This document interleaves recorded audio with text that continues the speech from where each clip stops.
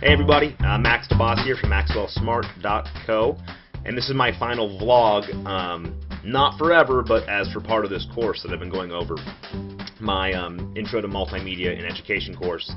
A few things that stuck out to me over this semester. One of the big ones that I really think, and I can't recommend enough, was one of the books we were reading throughout this whole course by Richard Mayer, the Multimedia Learning book.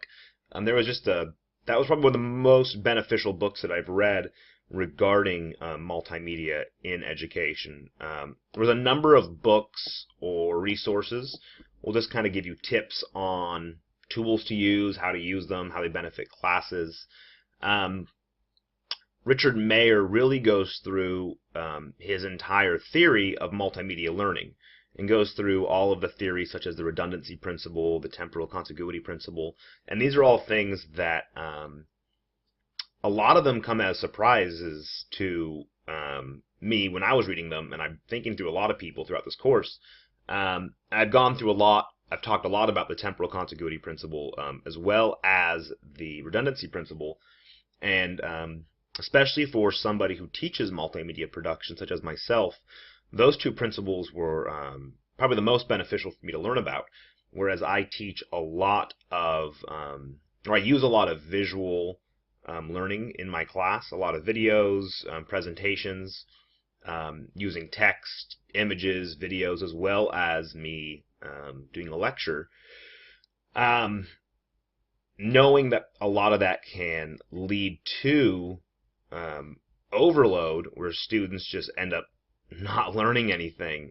This the cognitive overload there. That is something that really stuck with me, and I think something that a lot of educators might not fully realize, whereas you might go one side, you don't give enough information or enough versions of that information, whether it's auditory or visual, or you go overboard and you do more than two. And knowing that really sticking with the two, visual and audio, and not adding a second visual or a second audio, is the key.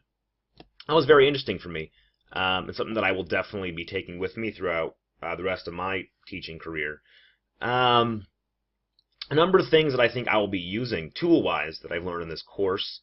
I really enjoy the Edpuzzle platform, and I think it's a great way to get some assessment from my courses. I watch a lot of videos in my classes, and being able to, instead just saying, hey, view this on YouTube and hope you learn, being able to say, hey, view this on Edpuzzle and answer these questions as I'm going through, and being able to quickly bring up the results of the quizzes that I put through the video, and knowing, okay, this is what I need to go over, these are the ideas that my students didn't quite grasp, and then being able to concentrate just on those, really becoming more efficient with my class time and more efficient with my students' time outside of class.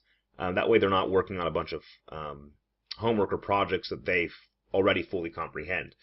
I'm not one just to give homework or projects for the sake of homework and projects. It's more to learn ideas they might not know yet. So the Edpuzzle platform is a fantastic tool for assessment of my students, and one that I can use to track throughout time and see, okay, this is what throughout a number of courses, this is what my students know. This is what I need to change my curriculum on to make sure I can teach that better. And then another great tool that I'm just using right towards the end here is Nearpod. And at first I really didn't like Nearpod. I didn't quite comprehend it. And a big part of that is because I was using the free version of Nearpod. But once I've activated the premium features, it becomes a much more useful tool. So Nearpod's a great tool, and I have a Nearpod presentation that I will put on my website, MaxwellSmart.co, that goes through the entire process of Intro to Multimedia Production.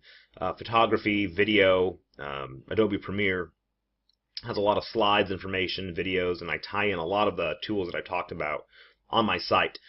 So I think those are really great tools that stuck with me from this course, and probably the most useful things were really those two principles and these two tools.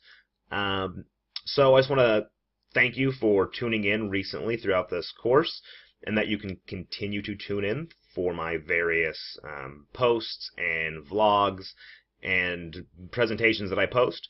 Hope you can find MaxwellSmart.co a useful tool for you in your multimedia courses that you might be teaching. So thank you very much, and I hope to see you guys soon. See ya.